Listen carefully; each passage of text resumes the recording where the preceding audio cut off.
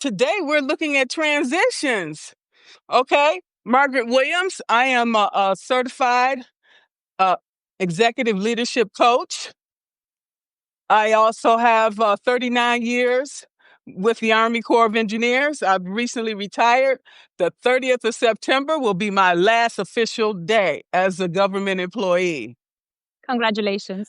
Thank you so much. You have no idea what it took for me to get to here. And I have a master's degree in industrial and organizational psychology. Um, Alexandria, please introduce yourself.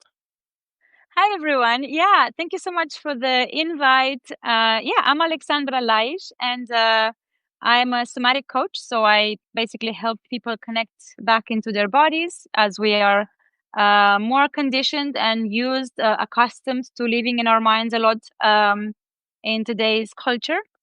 So my job is to guide people back into their bodies, connect with what's happening inside of themselves. I'm also a yoga teacher, so that was my entry point into this bigger work of coming out of this overwhelm, this anxiety, looping narratives that we often seem to be really stuck in for I would say oftentimes longer than necessary. So yeah, I find it a very beautiful tool to work with the body, our body. So this is what I do. Yeah, and thank you so much for the invitation. The topic of transitions is very relevant to me these days, and I feel like it's relevant for a lot of the people I'm surrounded by. So I think we'll have quite a bit to untangle together today. Sounds good. As we know, the world is chaotic and things are changing on an hourly basis, okay? And it's exhausting. It's mentally debilitating. And that's one of the reasons why I turned off the news. Do I want to know what's going on? No. I wish I could go to my feed and remove anything dealing with politics. Okay, because it Mhm. triggers me. Okay, I don't want to know because there ain't a damn Yeah. thing I can do about it. So Mm. when we talk about trauma and all the chaotic things that are going on in the world, it affects our body, mind, our spirit, our overall well-being. Okay, Mhm. and so we recognize all of these things in our body. We hold all these things in our body. So talk to us a little bit more about how your work helps us with that. Mhm. Yeah. Let me see how I can start approaching this.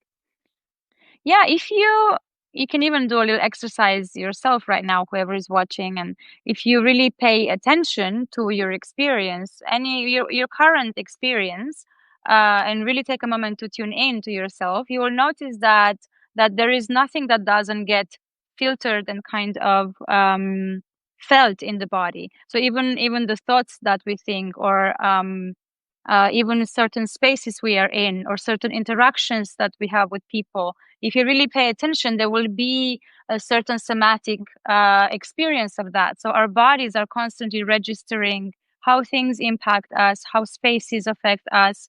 There is an experience of how certain thoughts affect how we feel. What are the emotions that come up as a result of that? So the body is really the vessel that holds our experience, because we are not just thinking beings. And in fact, as when we come into the world as babies, as infants, we don't have cognition. We don't think rationally. We experience everything through our bodies, through felt perception, through emotion. And so that continues, that never really stops. So of course we develop cognition, and we develop what we call a rational mind, and we solve problems, and we of course engage with the world in a conscious way. But we have this other actually even bigger well of information, that a space that holds information that we don't have conscious access to, unless we create a context for that, unless we create a moment to. And it can be different. Everyone creates that context in different ways. I might use various somatic tools. You might go for a hike, you might listen to music, and all of a sudden connect with something that's beyond the thinking mind or the rational mind. So So I help people in various ways. So we in somatics we work a lot with resourcing. So I help people find their resources in life, and that can be internal resources. So the body is internally equipped with all kinds of responses and mechanisms that help us navigate our world. So I help them find a sense of safety in our bodies, first of all, because a lot of the anxiety and overwhelm that we deal with nowadays is to the body, to the nervous system, registered as a lack of safety, a threat. Even though it might not be an actual threat, it might also be. So again, discernment there, but I help people find that safety in themselves, or recognize whether they are actually in a situation that's unsafe, and then of course take the necessary steps. So that's kind of how we work internally to find what's good in the body so that we can tackle what's challenging outwards. And then of course we work with resourcing outwards. So there's so many, as I said, music, nature, other people, spaces, food. I'm having my cup of cacao now because that's a resource for me to feel cozy and connected. And so, yeah, I help people to consciously think of their environment in this way. Everything can be a resource, and you can use everything to uplift yourself and to help yourself, or you can use things that are going to decrease your sense of well-being. So it's yeah, that's briefly how it is, and there's various tools and techniques and so on. Yeah. Now, when you talk about personal safety, as we know, looking at here, Maslow's hierarchy of needs, Mm. if we don't take care of our basic needs, there is no way that we can get to the next step and the next level. And we need to understand that. Okay. Always, yeah. Yeah, the basic, our physical, we have to remind ourselves we live in a physical body, we have physical needs. They always come first. And what I feel, especially often in the spiritual community, in the community of healing, or learning about how to kind of transcend our human form, that's a big mistake in my opinion, because we can't forget that we live in a physical body and we live in a physical world as well. And so, yes, physical needs are always, they always come first. So that's taking care of your body, health, that's taking care of your finances, of your house, of all of these things, relationships, you know, yeah, all of the things that we know are necessary to function and to live in the world, because the world has certain rules and we have to find our way in a world like that. And so, yeah, and then after that, of course, that also provides that external safety, that safety that we have, that the physical safety that allows us to also explore other things that are maybe secondary, although they are really quite, well, emotional needs, for example, are also quite primary to us as a survival, as surviving social species. But yes, we can't forget about that. Very important. Well, talk to us a little bit more about that. So what part specifically? The taking care of the physical needs, or um yeah, how to prioritize, like what to prioritize? I'm wondering what exactly you'd like me to expand on. When you talk about all these things can be impacted at any given time. Okay, Mm-hmm. you think you're going to the left, and then you end up having to divert to the right. So we Mm. have to remain flexible and adaptable to changes that are going on around us and within us. Yeah, that's very true. And also on the topic of transitions and change, as this is what we're talking about, although we don't have to be strict with the topic, but um, yeah, I think this flexibility and adaptability is very important. And I do think that as humans, we do have that.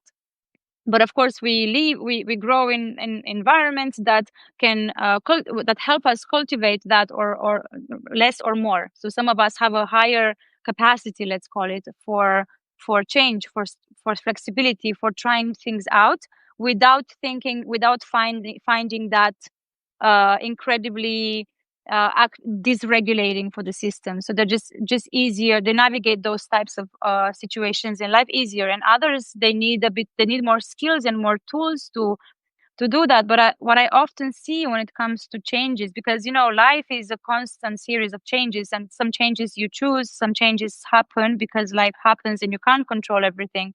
So it's about realizing where you have a choice and exercising your choice. So there might be something that happens to you that's really uncomfortable and you didn't plan it. Maybe you're being made redundant at work, or you go through a breakup, just all kinds of things. And of course, you know what I'm talking about. And of Yes. course, you can't control that because we are in constant relationship with other people and in constant relationship to the environment.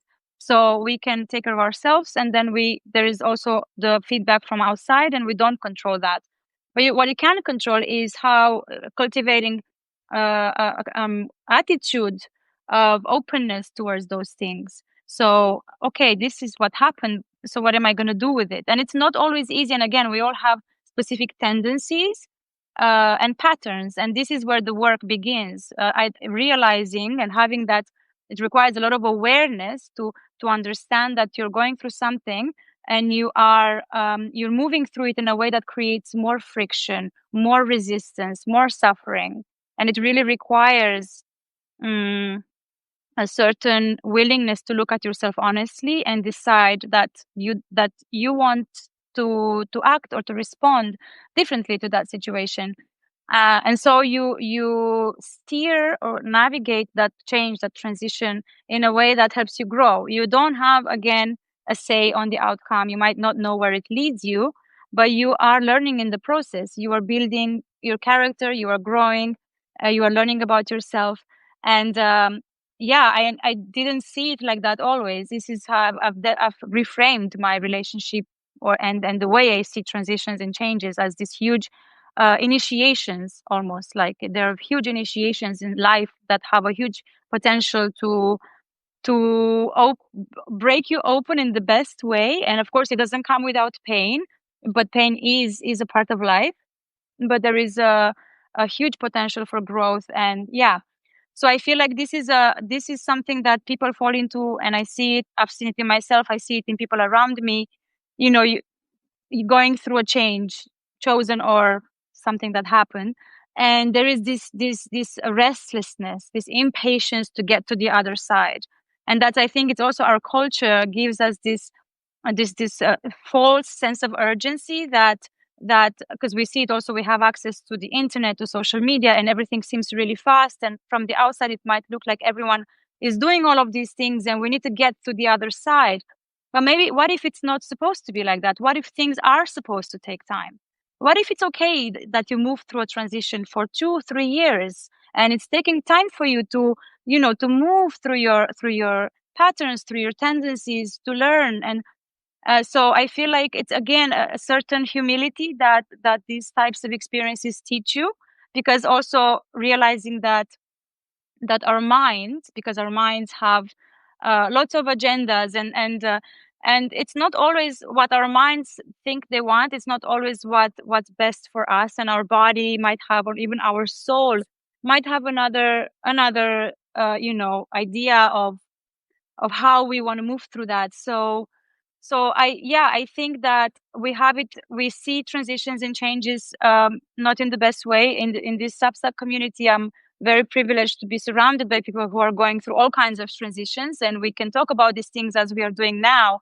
And we are reframing it, and we learn from each other, and so it doesn't feel daunting. I know that now everyone goes through transitions. I know that this is something that people talk about openly, and it's a beautiful thing, but it's not a common way of looking at it, I would say, as I see it, also, yeah, around me.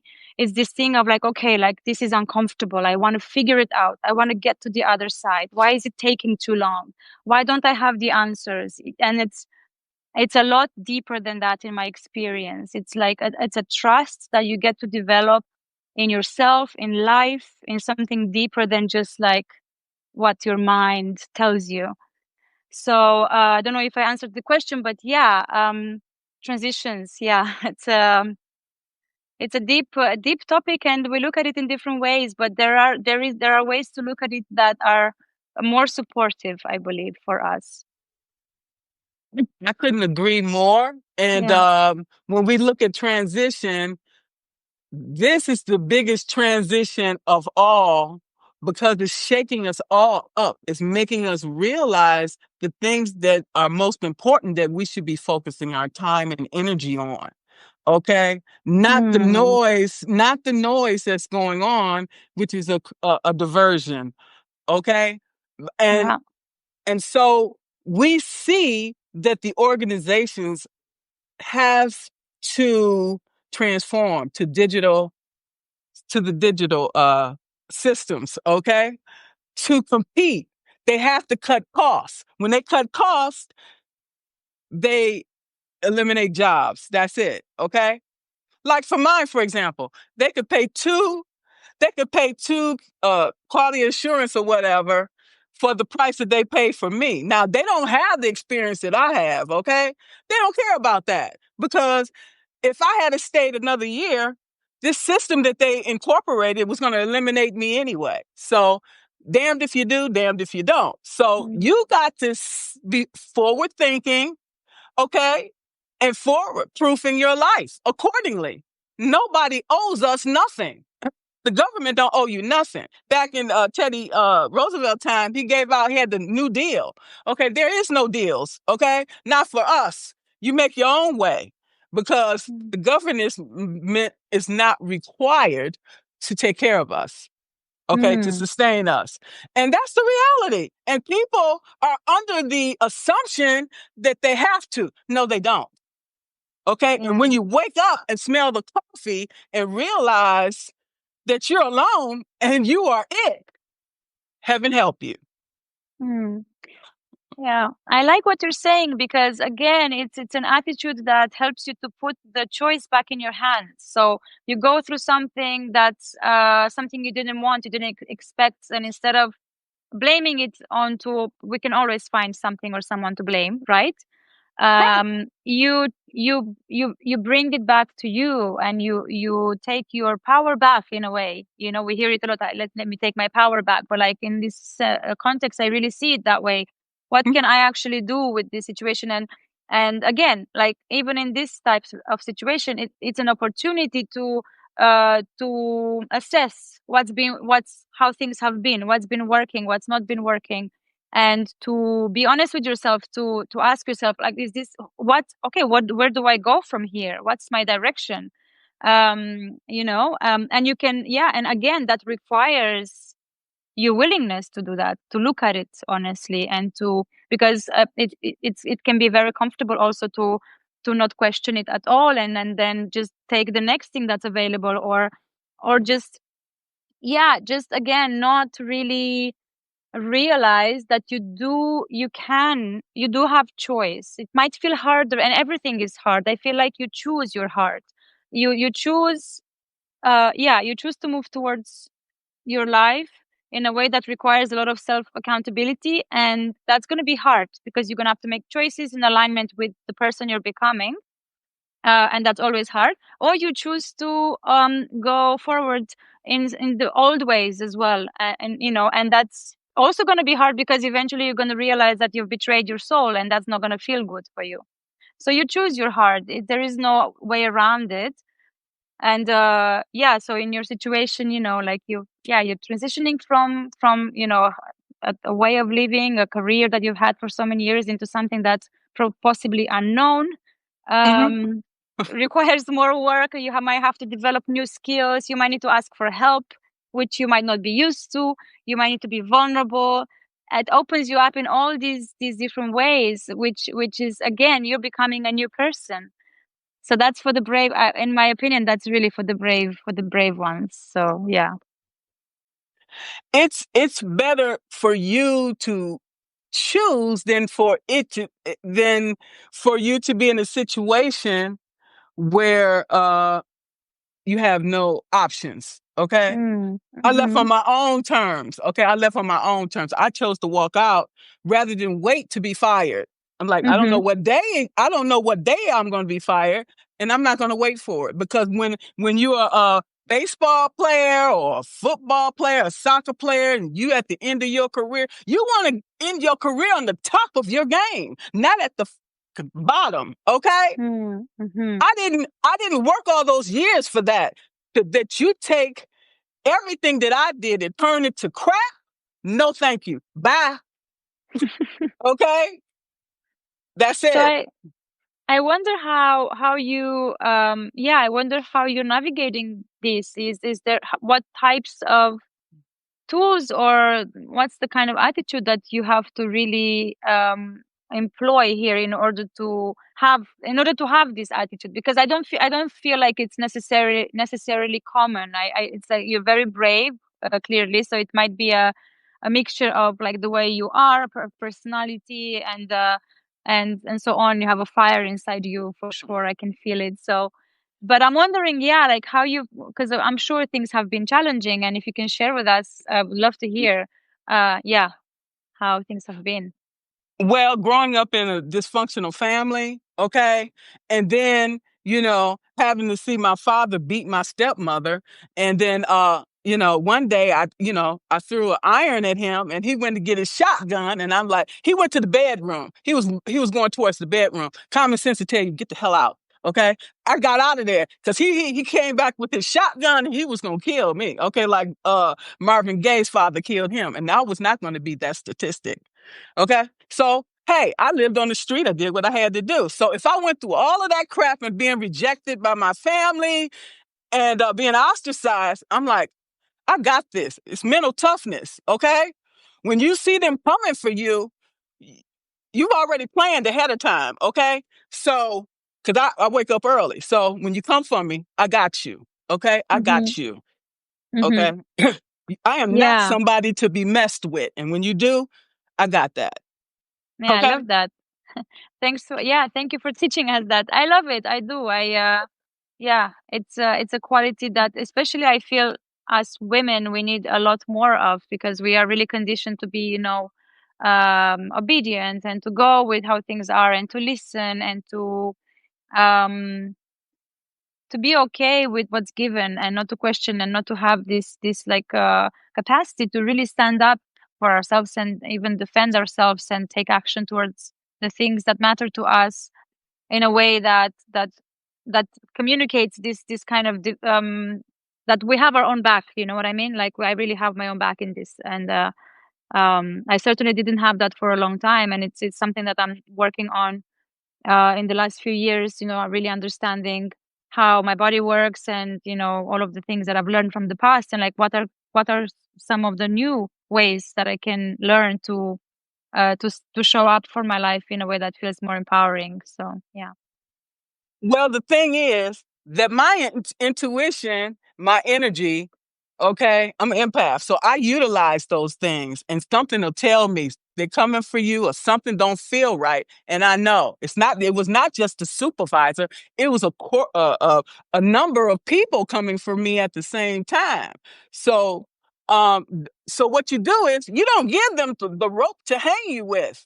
Okay. If they have nothing, if you don't give them anything, they don't have anything. Okay.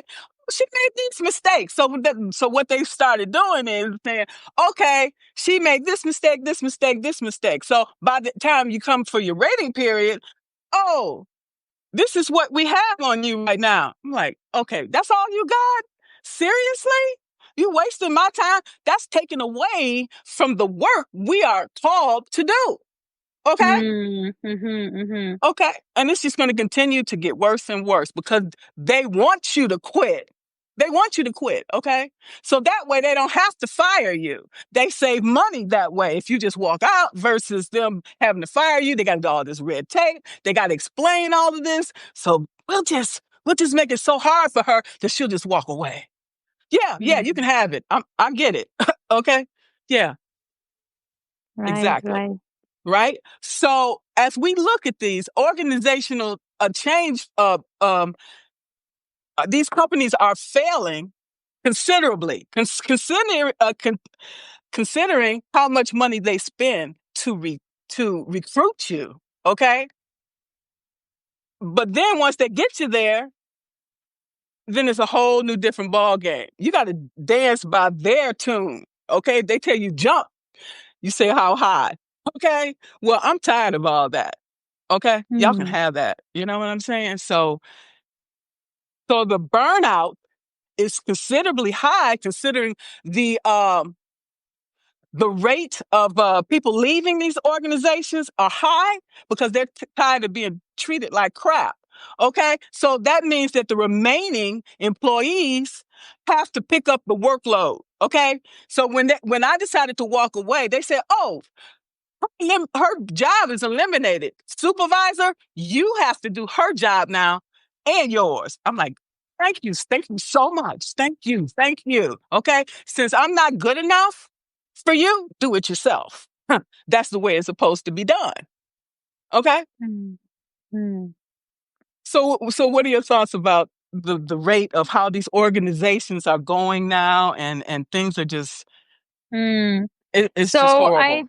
yeah, I can't say that I have a lot of experience with it right at the moment. I've been out of, full-time employment in a company for a few years, and so I don't really, and especially the current landscape, in the corporate world, I'm not incredibly familiar. That's why I'm Good for listening you. to you. And yeah.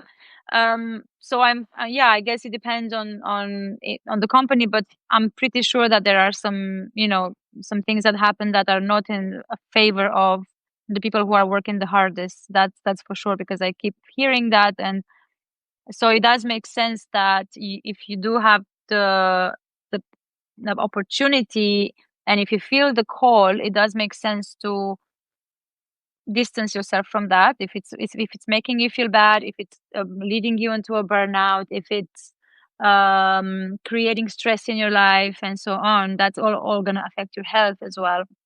So it does make sense to take a distance from that and carve your own path, even though, as I said, it might still be challenging. And I see a lot of people who are taking this path. I also have around me, I know people who are happy also in their jobs and have good companies, and they're looked after in good ways. So I don't think it's all bad from what I see. But and it probably depends on from country to country as well, and the industry, the field, I imagine, has something to do with it. But yeah, I'm glad to hear that this has been an opportunity for you to, yeah, find something within you, to find your fire and move towards it, rather than just wait until maybe it's not too late, but maybe even more difficult to come out of that. Yeah. Yeah, the longer we wait, the more chances that we won't do it. Okay, let's keep it real. Mm. Okay, and that's why it's so important to start now. Mm, Okay, mm, mhm. I just want to say too that burnout alone costs United States industries over $300 billion annually. Okay, That's and it's insane. Yeah. and it's all stemming from poor managed transitions. Okay, and it's sad. This is all should be a part of the business plan. Okay, how you're going to handle all of this. Okay, if people are unhappy, they're not going to be coming to work. They're not going to give you 100%. I'll give you 50% today. Okay? Because you're not doing a damn thing for me, but yet and still, you want me to do all this crap and put up with your crap also at the same time? You ain't paying me enough money for that. What you thinking? Okay? Yeah. They say, okay, what we're gonna do is, because we getting too much flack from these employees. They don't want to do what we tell them to do when they do it. So we'll just eliminate their job and we'll replace it with a computer system that don't take off, that don't complain, that don't say that my kids are sick. We'll eliminate all of that. So Mm, what I did was I went to school, okay? Because I knew this day was coming, okay? And I wanted to have some additional skills that I could use when that day comes. I became a certified coach, okay? I got my bachelor's degree. I got my master's degree. So I mm, could get out here and compete with all of everyone else that was dumped from the federal government into public sector, in Hmm. the public sector. Oh, Okay. So this is just creating a bunch more things that we have to figure out and do along with everybody else. Thank you, federal government. Okay. If you can't beat them, join them. That's why I joined them. Okay. So then you can't beat them. So I mean, right. not really. Not one person. It takes a multitude of people to beat them. And then, because they have so many different tactics and strategies, they be using when you sleep. Hmm. Okay? So it is what it is. So you got to get yours when you can get it. Okay, don't wait, because Hmm. you might not. So, You might not be in the faculties mentally or physically to be able to do it if you wait too long. Okay. hmm. So what you're talking about is having that capacity to recognize well in advance when things are going in the wrong direction, right? And Yes. yeah, that's actually very true, and it's important to do that. Yes, because and especially when it comes to burnout, which is so common. And I actually what you mentioned about the United States, it's really insane to hear that the figure is so high. But yeah, recognizing in advance that where you are is not good for you, and creating even in small ways a plan, right? A plan for a change, and something that can hold you is really crucial, and probably even not talked about enough. Um, so it's fascinating. So this is the kind of work that you do with people, because that's actually very interesting. So you're supporting people going through these types of transitions from, like, let's say, toxic work environments, corporate world, into something that's more aligned with themselves. Well, I've been helping people with a lot of different things, and as I evolve, my products and services evolve, and Of this I course. think is of the most need right now. Okay, Mm-hmm. because so much change and so many people's jobs is being lost. Okay, your Mm, benefits are being lost. It's being taken away and given to the rich, and we have to figure out how the heck we're gonna survive. Okay, in the midst of all of this crap, because yeah. things happen at the most uh, inconvenient time. Oh, we don't need you no more. And you just paid for this vacation for you and your family to go on $10,000. Oh, here's your pink slip. We don't need you anymore. And you didn't see it Mm, coming. Okay. They don't have to give you notice anymore. With all the collective bargaining be gone, all the protections gone, now they want to make the employees to pay more in their health care. Okay, say for example, the government was paying 30% for me. Now they want to, oh, well, we'll just pay 15 and they'll have to pick up the rest. Okay, I have Blue Cross Blue Shield, but it don't cover dental. Okay, the guy talking about, well, you need this and you need that. I'm like, baby, ain't nothing wrong with my teeth. They fine, okay? Because I have to pay out of my pocket and I don't have that kind of money. Next, I got the cleaning and call it a day. Okay? yeah, that's very, yeah, that's very, that's the reality of things. And yeah, we have to take matters into our own hands if we can, and as much as we can, rather than wait and depend. And yeah, the work that you do is very important, because people do need support in this transition. It's not something that we learn how to do. We are not also not taught to um yeah, to see things like that, right? And to even also, like, when it comes to, as we were saying, the burning out, and the not knowing that where we are is not good for us. We are not being taught to even move out of that faster. We're not being taught, that comes again back to even having that connection to your body. Like, we're disconnected from our body, so we don't even notice that we're stressed, or we're overworked, or we're, suffering from constant anxiety. We normalize all these things. So we normalize living with stress. We normalize living with chronic pain, and so on, when in fact these things are not normal. And so it is important, I think, more than ever, for people to have this type of support, practical support, emotional support, and so on. All this, there's so much to learn. So yeah, it's a wonderful, wonderful, and very important work to be done in the world today. Yeah. Absolutely. A person come to me, say for coaching, they may just want to vent, to get all of it out. and just for me to hold space for them, not to say nothing, just to listen. And that is sacred, okay? And I can't Absolutely. tell you, I've had that people that don't do that for me, you know? And sometimes I just go outside, I just scream somewhere in the field somewhere just to get it out. Whatever you got to do, get this crap out because it's killing you. Okay, I'm Yeah. serious. I'm serious. It's killing you, and Yeah. because you have to say, well, what can I do? Okay, in this Mhm. moment, okay, to get yourself together, to keep it together. And so having Mhm. somebody that you can call, okay, is priceless. Okay. And that's what I love about this community. I go in notes and they're like, oh, okay, here she go. Okay, whatever. I feel better afterwards. Okay. Just turn it off, whatever. Uh just keep it going. But you gotta let it out because if you don't, that's why a lot of people commit suicide. You never know. Mm. Okay. And so we need to have empathy, care and concern for others because that could be that's me today and it could be you tomorrow if you get that notice of saying, okay, your job is gone, and then you get the notice from this a mortgage company saying overdue. Then okay, so it's like, okay, calm yourself down. What can I do? What can I do? Because it's a domino effect. One thing can just change your life forever Yeah. and you don't even see it coming. Okay. So true. Yeah. And it helps to know that you're not alone in that process, that you have support. And because I think so many people go through similar experiences without even knowing that. And it can feel very isolating when you go through something like this.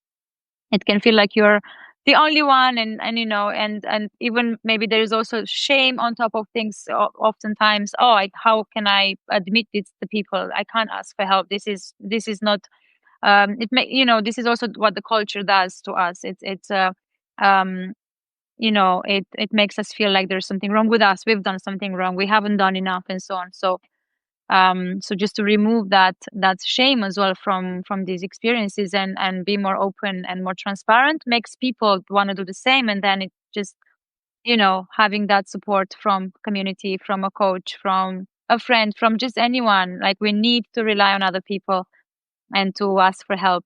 Something I'm learning a lot in the last years, and yeah, it really helps to have such a wonderful community here on Substack as well. I also love it so much. Yeah, there's always someone for everyone, I feel, and there's a community for everyone, and just as long as you're taking a bit of time to find your people here, it can be very rewarding and supportive. Yeah. They will find you, trust and believe. Okay. Yes, no, I'm really thankful. I'm thankful for our chat, Margaret. Really. So yeah, it's been wonderful. Yeah. Yeah, you as well. And I could sense your energy and your integrity and honesty. And so that's why I reached out to you. Okay. Yes. So when we look at transition, okay, um, there what else would you have to say on it? Hmm. I know.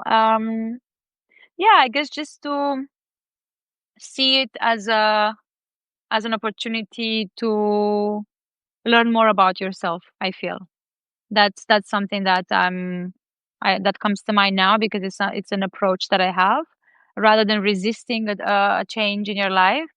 Look at it as an opportunity to teach you where your work lies, and then things you need to work on, things you need to learn, things you have to potentially let go of. Yeah, it's an opportunity to just learn more. So it can be a helpful, a new way of seeing it, because it can make the process more gentle, I feel, and more smooth. Not without challenge, but just more gentle. Yeah.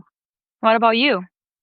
Well, I can tell you it's been very, very difficult because basically I had to let go of everything. Okay.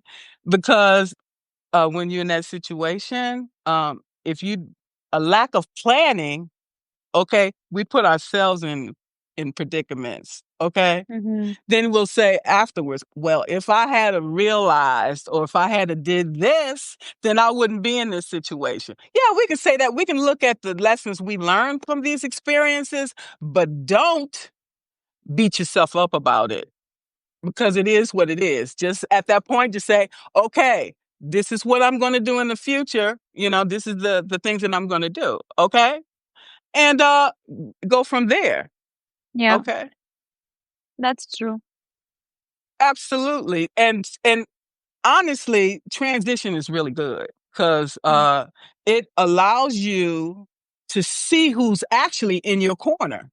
Okay? Mm. Because usually everybody loves you when you're up and you're successful and all of this, but when you're down and out, then you find out through your difficulties, that's where see where the loyalties lies, okay? Because usually most people will scatter. Together we stand, divided we will fall. They're like, that's your shit. Don't bring it over here. Okay? And then, like I said, but that's okay. That's good. Because once you get yourself together, then you know who you can rely on and Mm. who. Okay. So I take notes on everything. I work for the government. I'm meticulous in details. I keep notes. Okay. So That's it is what it is.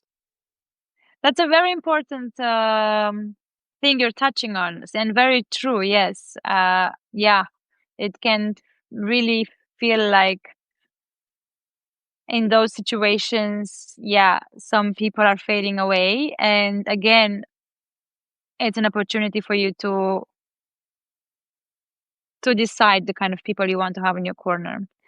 um Again, not comfortable, right? Because it's yeah, it can be painful. We create bonds and relationships with people, we share things with people, and yeah, we are social creatures, and we cannot be on our own, but we can always meet more, we can always create connections that are more suitable and more in alignment with who we are becoming. And I feel like, yeah, you're very strong in the way you are talking about this, and I really like that. Just really that unapologetic attitude towards this. Like, okay, like I'm just gonna look after myself, and I'm really gonna. I respect myself in this experience, and I'm not gonna accept anything less than that. Like I respect myself, and I want the same from the people around me, and that's again a very beautiful way to show to yourself that you have your own back, in the sense that you also want to have people around you who have your back, right? Because I'm pretty sure you do the same for others, for the ones important to you. So again, yeah, another lesson that that we get to learn in this process. Yeah, the people that stay, the people that go. Yeah, very important. Also, it's like God bring people in our lives for a reason. Season. Maybe that particular person was only supposed to be in your life for one day. I've had Yes. that. Since I can't rely on my family, okay? I've always been helped by a stranger. Always. That's why, Mm. and they've been kind to me. I've moved 8 times, okay? And so I didn't know anybody. So that's why cultivating and nurturing relationships is key. It's very important because you never know who you may need to rely on down the road. Hmm. Yeah, it's the family you create, right? The chosen family, right? The Exactly. Exactly. When you choosing find your and nuclear, when you find your yeah, nuclear family is no good, you go elsewhere. Okay? You yeah, improvise. Okay? yeah, So definitely just like having an open mind towards relationships, and opening the perspectives. And as you were saying, it's beautiful to be helped by strangers and to connect with strangers. And I feel like, again, in today's world, we don't speak to strangers anymore. We don't speak to each other anymore on the street, on the in the metro, on the train. We are so immersed in our own bubble, in our own world, and we don't have those chances to like engage with each other organically, to exchange a look, a glance, to notice our body language. And it's again one of the things that is really, I think about it a lot, how we are using technology and how technology is evolving, and the fact that we're not really exercising, I feel like we're not exercising our choice in it. We just go with it, but we don't question, like, is it really how I want to use my phone? Is it really how I want to use the internet, social media, and a bit of discernment there is so necessary for us because we do need each other. We do need to interact with each other in this direct, felt way. Um, and so many missed opportunities, because of that. Because you can meet amazing people in this way. So I don't know what you have to say about that, but yeah, it's something I think about sometimes, and it makes me feel a little bit pessimistic. Maybe I'm generally quite an optimistic person, but sometimes I also have moments when I'm like, okay, where are we heading? Yeah. We always have to think like that. But what I want to say is that I forgot my thought. I'm sorry. It happens. What did you say last? What did you say last? I'm sorry. I said that I'm generally optimistic, but sometimes like looking at how the world where we're moving, I'm also a bit hopeless with all of the technology, with the AI, with social media, with the news, and it's kind of a bit of a pessimistic outlook sometimes. Yeah, and I can't really help that. Yeah. Yeah, that's why I have to disconnect. It's hard to disconnect because Hmm. I'm the type of person, if somebody comment, I have to go back and respond because that's how we build relationships. If somebody talking to you, you answer, okay? Because it's Yeah. rude not to. I be sending people message or a post or something. I think it's rude not to respond. I don't care if you got 20,000 followers. How did you get those followers? Okay. Don't forget how you got them. Okay. Because everything goes up must come down. Okay. Yeah. What you put out, what you get back.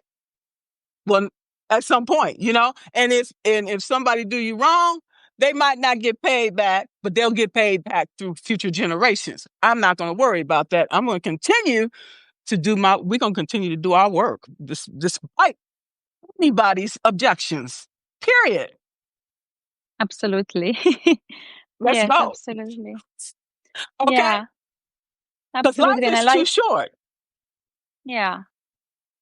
And I like your focus on cultivating these connections, right? Like it's not about, the amount of followers you have or anything like that. It's about nurturing each connection. If you have the opportunity to speak to someone, do it. This is actually what's important. Whether you're building an audience online or a business, or you're trying to get people to see your work because you want to do your heart's work in the world, and it's always going to come down to every single connection you get to nurture, every single person that comes your way, treating people like people, right? Like not like objects or um I don't know. Yeah, just treating people like people. People connect with people in any context, in a business context, in any context, and even when you're trying to sell your products, because of course we do that, right? We want, and we believe in what we do. We believe in what we have to offer to someone, but that can also be done keeping that humanity in mind, like doing it in a human way and reminding ourselves that, oh, I'm speaking to a person who might need what I have to offer, and I'm going to do it in that way rather than just create this over engineered way of presenting myself. Or and something again that we forget, it doesn't have to be, it doesn't have to be complicated, as long as we remain true to ourselves and treat people as people, right? Yeah, that's what we would like as well. So Absolutely. So you got this product. Okay. Do I need it? Maybe, maybe not.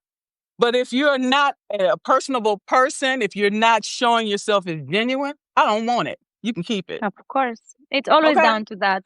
Yeah, you can have the best sales lines, but yes, it always comes down to, okay, how does this person make me feel?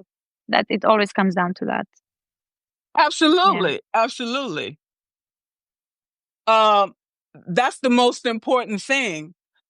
Is how you make a person feel. Cause I'm not gonna remember what you said, okay? Period. Cause I have short-term memory. But I'm gonna remember how you made me feel. I'm gonna say, oh, that's Alexandra. She's the bomb. Okay. I'm gonna buy her program because she made me feel valued. She made me feel um um valued, and she made me feel good. So that's who I want to buy from. Not Joe over here who just talking crap and saying, here, this is going to give you 10 million, make you $10 million. That don't mean nothing. How do I know that too? Okay. That's why I So tell true. people, get out there, show your face, show people who you are. Okay. Because people like me, I'm not going to spend no money until I know something about you. I have to like you. Something about you has to gravitate towards me, because everybody got a product to sell. Okay. That don't mean nothing. So that's what we need to take in consideration when we're selling our products and services. First, nurture and cultivate the relationship. Okay? Period. I don't have no money right now, but when I get some, I'll remember you and I'll come back to you. Okay? If you're memorable. Okay? That's the thing. Absolutely. And Yeah. genuine. Otherwise, Yeah. you're just like everybody else. Yeah, I couldn't agree more. And I feel like if you do work that you believe in, and if you're genuinely wanting to support people and to provide something of value, then yeah, you don't even have to get out of your way to sell that thing. It's just talking about it in a way that comes from your heart is going to already resonate with the people who need it, with the people who are ready for it. So it becomes this almost like effortless kind of yeah really you're in a relationship with the thing you're creating and offering, and you talk about it in a way that doesn't feel forced. And this is, I think, in the field that we work in, because we both do coaching in different ways. It's work that comes from the heart, and it's something that matters to us, so you can feel it very quickly when it comes across inauthentic or forced, or you know what I mean. You Absolutely. can really feel it. Yeah. And it's work that we do that involves other people. We work with other people, so this human component is like the most important one. Being able to resonate and to meet people where they are, rather than just have this yeah predetermined line in mind, and lead with that, and you don't touch anyone in that way. Absolutely. So we need to take all of these things in consideration, people's feelings, okay, and try to resonate people in a lot of ways. So one of the things that I was talking to a friend about was basically all of us coaches are basically saying the same thing. We're just saying it in a different way. Let's keep it real, okay? But at the end of the day, it's about who resonates with us, okay? Yes. They Yeah. may resonate with you better. That's fine. They may resonate with me better. There's enough out there for all of us. Okay. It's about collaboration over competition. Okay. Yeah. Oh, I love that. I love that so much. Thanks for saying that. Yes, we need to see it like that. We need to see how we can help each other, how we can complement each other's skills and each other's talents, rather than see competition. Again, something that our culture taught us, and again, something we have to unlearn: cooperation and not competition. I'm going to keep that. Yeah. So, yeah. So, in thinking about how we retain the competitive advantage, because we have to think like that. Otherwise, we're going to be out of business. Okay. Period. All new businesses start, they go bankrupt within the first 3 years. Okay. So how can we be lean and mean and still accomplish our mission? You want to Mhm. talk about that? It's something I'm learning. So I've actually launched very recently a program, a somatic program. It's called From Freeze to Flow. So it pretty much it teaches some of the things I've been talking about already. Teaches people how to come out of that internal stuckness, internal friction, and put choice back into their hands, and it with various tools that are body based tools. It helps people find that connection to themselves that you can only access when you drop in, so you can't fully have it when you're like overthinking all the time and trying to find solutions with the mind. So helping people connect back inside and find that inner connection, inner fire, and then slowly being able to take action towards the things that really matter to them in a way that doesn't overwhelm them, in a way that supports them. So yes, I've been, of course, I've launched this last week. It's going to start on the 15th of October, and I'm thinking of creative ways to share it with people. I use Substack a lot for that, and I have my chat as well. So I share things in the chat for my loyal subscribers that I don't really share in notes, because these people they're trusting me with their emails and they're reading my work every week. So I want to offer them and give them things that are a little bit maybe more intimate or more specific. So I do it this way, and of course, just again talking about it from my own experience, or sharing how I've moved from my own stuckness, from my own rigidity, into more connection, more flow, because the program was born from that. The program is born from my own experience of moving from being frozen and unable to take action and move forward, to coming to a place where I can actually, come on video and talk about these things without feeling like I'm completely overwhelmed. And this couple of years ago was really out of my comfort zone, but I've managed to create that capacity in my body so that I can do things that are uncomfortable. Of course, it's always still a bit hard. There is nervousness, and the more you do it, the easier it gets. And I really think that there are ways to work with that. We can learn to tolerate more challenge if we want to grow towards the lives that are called that the life that calls us. We do have to learn how to do that. So yeah, learning with the nervous system has been incredible. So talking about it in this way, very honestly, and I share a lot in my newsletter. So if people here who are on the call are also curious about body work, somatics, nervous system, education, I share a lot in my publication, Soma Healing. I also am curious to hear from you. What are your methods, or if you also have something to share that's interesting, in ways to talk about your work in ways that feel authentic. I'm also curious to hear how you do it, or yeah. Well, what I've done is, all skills are transferable. Okay, as far as I'm concerned, I was a survey tech, I was a QA, I did some project engineering work, project management. Okay, I was a negotiator, even though I'm not an engineer, but I have a systems thinking, uh, and Mm. it's just these things I do very well. Okay, helping to manage people and manage systems and manage conflict, okay, and decision making, because when you're working for the federal government, and if like I was in Iraq and Israel, okay, you have to be quick. You have to make quick decisions. You can't sit there and ponder, because you might be blew up, okay?